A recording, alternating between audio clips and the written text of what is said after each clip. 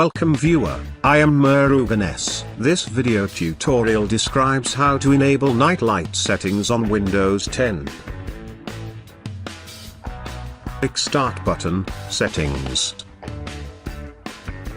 Click System.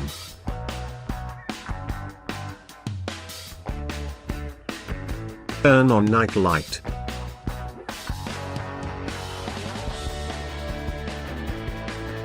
Night light settings. You can change color temperature at night.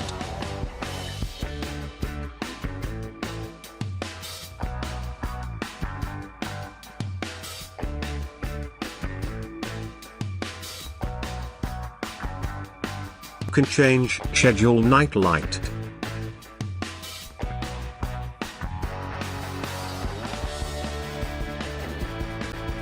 You can also change the turn on and turn off hours.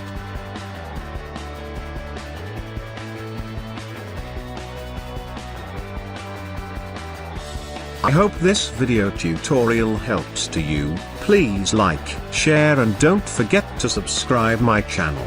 Thank you very much. See you next video.